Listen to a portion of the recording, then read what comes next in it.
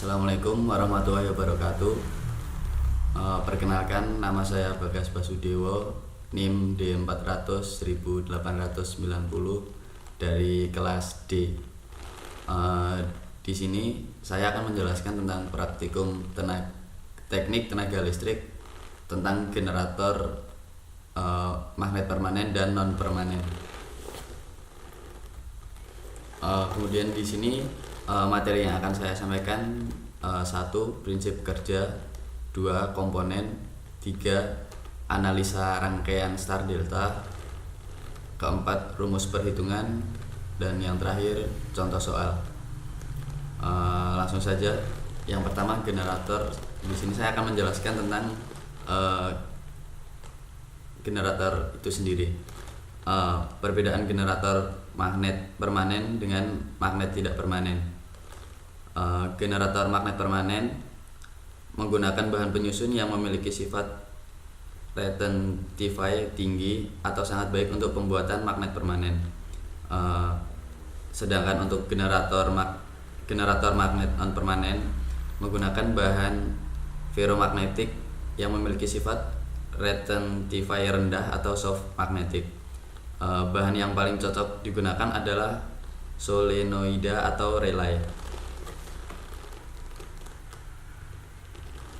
Kemudian prinsip kerjanya sendiri yaitu PMG berputar menghasilkan tegangan atau arus AC, lalu disearahkan oleh rectifier dan dikontrol menggunakan AVR.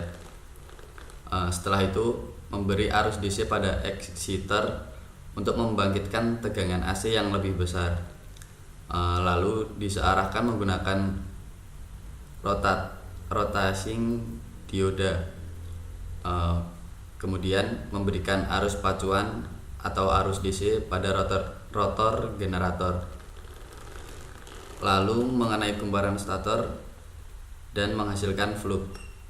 Kemudian yang terakhir, stator dapat membangkitkan tegangan AC. Di sini ada beberapa gambar mengenai komponen generator. Pada gambar pertama terdapat magnet permanen berada di sisi atas, kemudian ada koilnya juga. Untuk gambar yang di bawah ini merupakan pengaplikasian generator. Di dalamnya terdapat kumulator, penguat eksitasi, papan terminal, jangkar, lubang angin, dan poros penggerak. Setelah itu dapat kita lihat rangkaian dari star delta.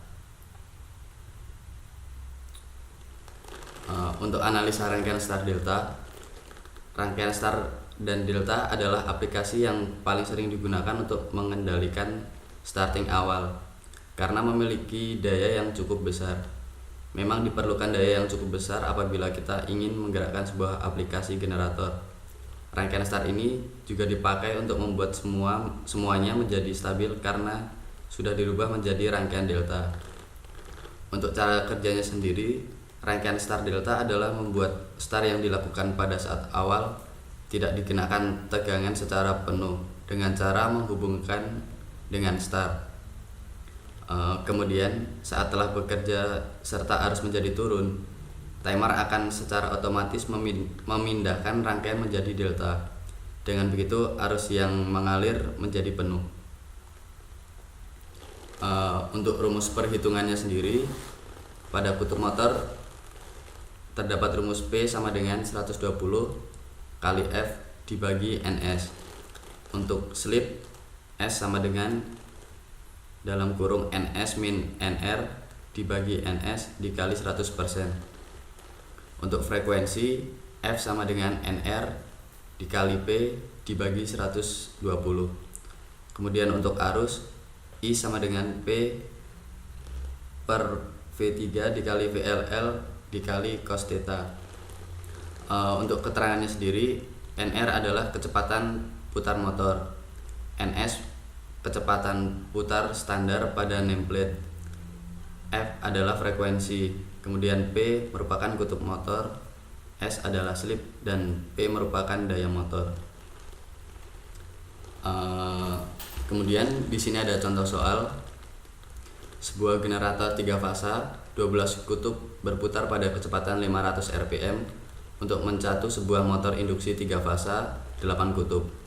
Jika slip motor pada saat beban penuh 3%, kalkulasi kecepatan rotor pada beban penuh itu.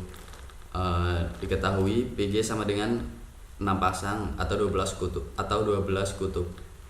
Kemudian NG sama dengan 500 rpm dan PM sama dengan 4 pasang atau 8 kutub. Kemudian ditanyakan NR atau kecepatan rotor jika rotor berputar slip 3%.